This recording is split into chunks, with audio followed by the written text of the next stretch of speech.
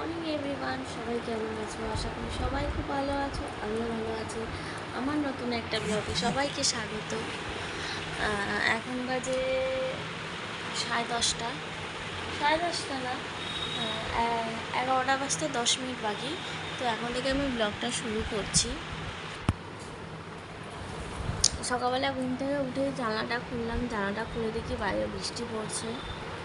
তো এই বৃষ্টি একবারে হওয়ার নয়, একটু হবে আবার থেমে যাবে, আবার হবে আবার কমবে, মানে এরকমভাবে বৃষ্টিটা হবে।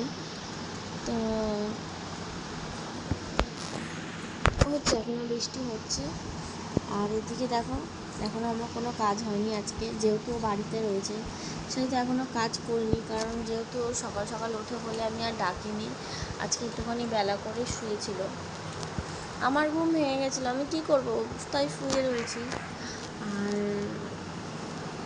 তোমাদেরকে কালকে একটা কথা বলা হয়নি, সেটা হচ্ছে কালকে আমার এসি সার্ভিসিংয়ের জন্য ফোন করেছিল আমাকে। ঠিক আছে, আমি তো তোমাদেরকে সেদিন বললাম যে আমি যেখান থেকে নিয়েছিলাম, তো সেখানে গেছিলাম এসির দোকানে কথা বলতে, মানে ঠিকানাটা এক্সচেঞ্জ করতে, মানে জায়গাটা, মানে ঠিকানাটা চেঞ্জ করতে গেছিলাম। কারণ মানে ওই মাকে ফোন করছে বারবার, তো আমার নাম্বারটা দিয়েছে, আমার এই বাড়ির ঠিকানাটা দিয়েছি। তো কালকে ফোন করেছে, কালকে কখন ফোন করেছে, কালকে ফোন করেছে হচ্ছে সন্ধে, হ্যাঁ 5টার সময় ফোন করেছে। যখন আমি সোদপুরে, তখন আমাকে ফোন করে বলছে, ম্যাডাম আমি এসি সার্ভিসিংয়ের থেকে কথা বলছি। আমি হ্যাঁ বলুন। তো আমি বলছে আপনার এসিটা সার্ভিসিং করতে আসবে।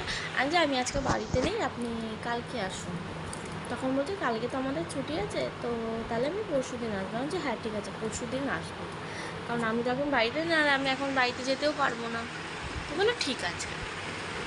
মানে যখনই কোথাও বেরোবো বা কিছু হবে, তখনই আমার যত পার্সেল বলো, যত বাড়িতে লোক আসা বলো, যত যা করার তখনই আসে, তার আগেও আসবে না, তার পেছনেও আসবে না, এরকম ব্যাপার। তো চলো, এরকম বিছানা এখনও কিছু তোলা হয়নি, বিছানাটা তুলতে হবে। আজকেও যাব হচ্ছে একটু সুস্মিতার সাথে বেরোবো, আজকে যাবো একটু সুস্মিতার সাথে। চলো কোথায় যাই আগেই বলবো না, এখনও ঠিক করা ওরকম হয়নি, প্ল্যান করা, যেহেতু ও থাকবে না। তারপরে তো যেহেতু সুস্মিতার সাথে প্ল্যান করা হয়েছে, তো আমরা দুজনেই ঘুরি। কোথায় যাবো দেখা যাক, যেখানেই যাবো তো তোমাদের কাছে শেয়ার করবো। তো চলো কাজগুলো করে নিই, তারপর আবার তোমাদের সাথে কথা বলছি। হ্যালো বন্ধুরা, সবাই কী করছো? এই দেখো, এখন স্নান হয়ে গেছে, স্নান করে বসে আছি। যাব হচ্ছে একটা জামা, মানে একটু সাইডটা সেলাই করতে যাবো। মানে ওটা না অনেকটাই ঢিলা হয়ে গেছে, মানে অনেকটা ঢিলা হয়ে গেছে, মানে জামাটার ভেতরে হয়তো দুজন ঢুকে যেতে পারবে, মানে এরকম ঢিলা হয়ে গেছে, মানে বুঝতে পারিনি কেনার সময়। তো এই যাবো এখন, এই জন্য মাথাটা একটু শুকিয়ে নিলাম। আর বাইরে বৃষ্টি পড়ছিল, কি জোরে বৃষ্টি নামলো, মানে কি বৃষ্টি, একবার থামছে কমছে, থামছে কমছে, ভগবানই জানে কি বৃষ্টি। তো চলো জামাটা সেলাই করতে যাই, পরে আসছি দুপুরবেলার লাঞ্চ নিয়ে তোমাদের সাথে। তো দুপুরবেলার লাঞ্চ নিয়ে চলে এসেছি, ভাত মাছ, এইদিকে মাংস। চলো খেয়ে নিই, আবার পরে কথা বলছি। তারপরে চলে এসেছি, ওই যে তোমাদেরকে তখনই বললাম যে জামাটা একটুখানি সেলাই করতে হবে সাইডটা। তো আমি সাইডটায় সেলাই করতে এসেছি, তখন আসিনি, কারণ বৃষ্টি পড়ছিলো, হঠাৎ জোরে বৃষ্টি নেমে গেছিলো, ওই জন্য আমি আর মানে যাইনি। তো চলো তোমাদেরকে অল্প করে দেখিয়ে নিই। এই যে এই জেঠিটার কাছ থেকেই করি, তোমরা আগেও দেখেছো জেঠিটাকে। তো ঠিক আছে, চলো আবার তোমাদের সাথে পরে কথা বলছি। তো ফাইনালি আমি রেডি হওয়ার সময় তোমাদের সাথে কথা বলতে পারিনি, কারণ খুব তাড়াহুড়োর মধ্যে ছিলাম, তা ওই জন্য আমি আর ভিডিও করতে পারিনি। তো একবারে ভাবলাম না, স্টেশনে এসে তোমাদের সাথে একটুখানি ভিডিও তোমাদেরকে একটু দেখিয়ে নিই। তা একটা লোক পেছনে তাকিয়েছিল, তো ওই জন্য আমি আর ওখানে ভিডিওটা বন্ধ করে দিয়ে ট্রেনে উঠে গেছি। তো উঠে তোমাদের সাথে একটুখানি কথা বলতে এসেছি। তো যেহেতু আজকে ব্লগটা ওরকম করতে পারিনি, তো বিকালের পর থেকে তোমাদের সাথে ব্লগটা ভালো মতো শেয়ার করব।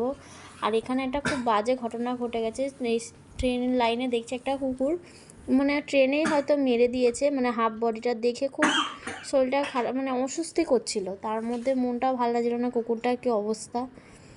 আর এমনই মানুষের লোকজন যে ওটাকে সরিয়ে দেয়া, তো ওটাকেই সবাই দেখছে। তো কি বলবো বলো, এই যে এখানে চলে এসেছি, সুস্মিতার সাথে দেখা হয়ে গেছে। তারপর এই যে সুস্মিতার আমি যাচ্ছি, এখন হাঁটছি।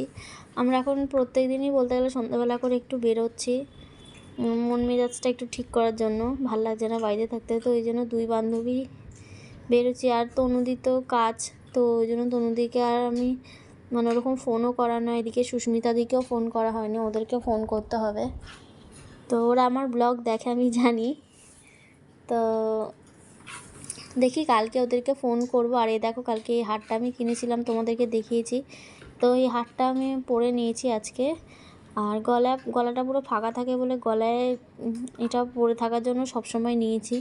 আর এই যে এই দোকানটায় মিয়ামোরের পাশে একটা নতুন খুলেছে, মানে চকলেট তারপর কেক টেক এগুলো পাওয়া যায় মিয়ামোরের পাশে সোদপুরে, তোমরা দেখবে। তো ওখান থেকে আমি কয়েকটা জিনিস নিয়ে নিয়েছি, তো সরি।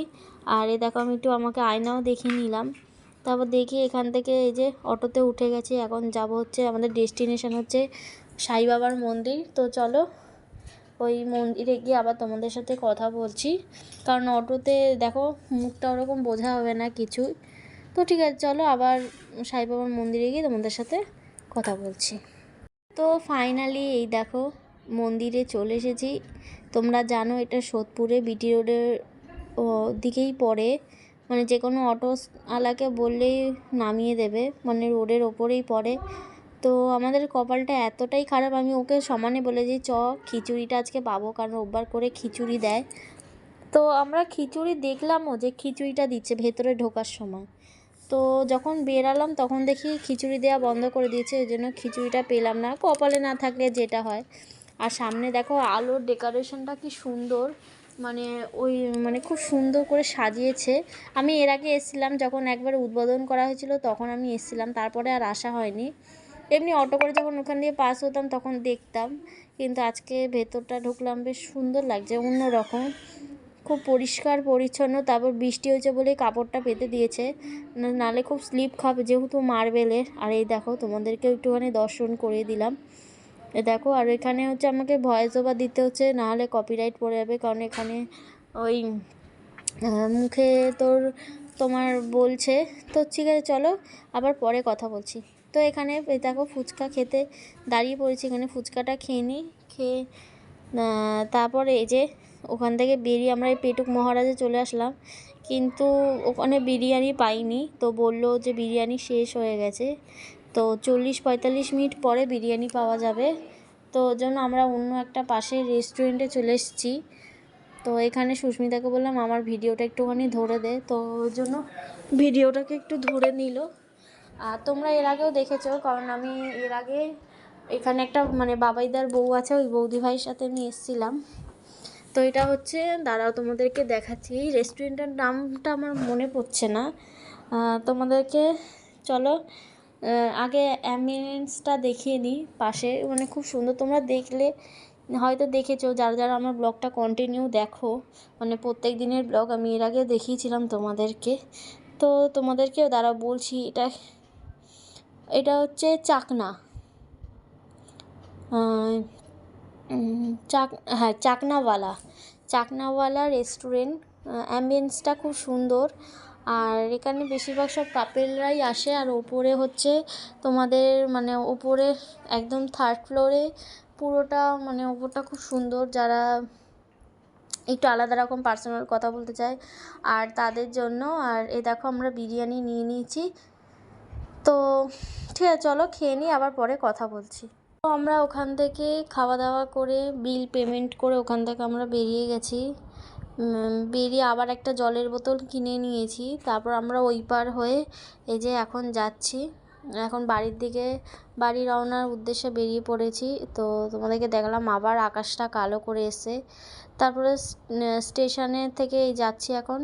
তো চলো বাড়িতে গিয়ে তোমাদের সাথে আবার কথা বলবো, কারণ অনেকটা ক্লান্ত লাগছে আর অনেকটা রাতও হয়ে গেছে। তো আমি আর ব্লগটা এখানে কন্টিনিউ করলাম না, আর ঝিরিঝিরি বৃষ্টি মানে পড়ছিল বলে আমি মোবাইলটা আমার ভিজে যাবে, তো ওই জন্য, আর হাতের ব্যাগও ছিল। আর এদিকে খুব তাড়াহুড়ো করছিলাম, কারণ এমনি একটু দেরি হয়ে গেলে না অটো পাওয়া যায় না, আর তারপরে আমরা দুজন মেয়ে মানুষ, তো ওই জন্য চলো বাড়িতে গিয়ে আবার তোমাদের সাথে আমি কথা বলছি। তো বন্ধুরা, বাড়িতে আমি চলে এসেছি, আর ও এসেছিলো আমার সাথে, তারপর ও বাড়িতে চলে গেছে। তো এখন বাজে হচ্ছে 10টা 15। তো ব্লগটা আমি এখানেই শেষ করলাম। চলো, গুড নাইট সবাইকে। সবাই ভালো থেকো, সুস্থ থেকো, আর আমার ব্লগটা যদি ভালো লাগে তাহলে লাইক কমেন্ট শেয়ার করে দিন। আমার চ্যানেলে যদি নতুন হয় তাহলে সাবস্ক্রাইব করে পাশে থাকা বেল আইকনটি প্রেস করুন। চলো, টাটা।